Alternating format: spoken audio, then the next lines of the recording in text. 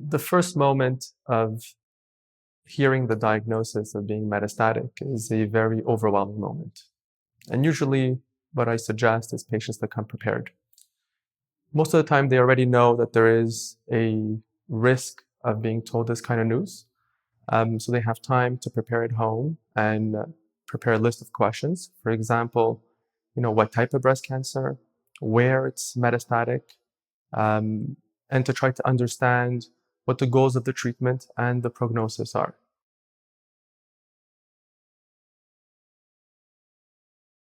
So there are four main breast cancer subtypes. We usually divide them based on biomarkers. There's the HER2 positive breast cancer subtypes.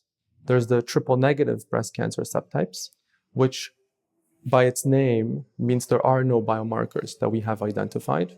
And then you have the hormone positive breast cancer, and by its name means that the biomarker is the estrogen receptor and progesterone receptor, as well as the triple positive breast cancer, which is a combination of being both HER2 positive as well as hormone positive.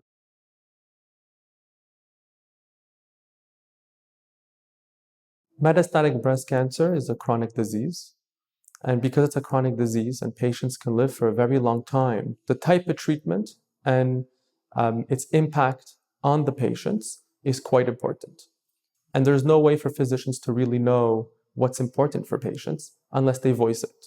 And if patients prefer a specific treatment, given the pros and cons of every treatment, then physicians will listen to the patient.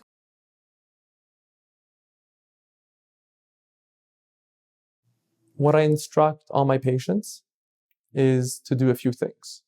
The first is to get a copy of all their results.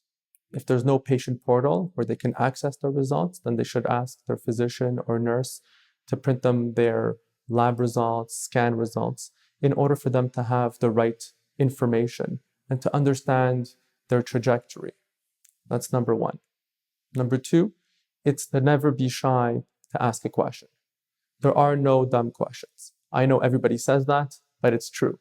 There are no dumb questions. And sometimes by your question, a new idea can be brought forward. And physicians are not closed-minded. If they hear something that is interesting or that makes sense, they will go along. And number three will be to make sure that you have the right phone numbers and addresses and contact information of your full healthcare team. This is not just the physician, it's not just the nurse, but it may be the pharmacist, it may be the drug navigation program, it may be the psychosocial help, it may be the dietitian. It's very important to have their numbers and their contact information, because if something happens and you have to reach someone, you want to be able to reach the right person and you want to be able to reach them right away.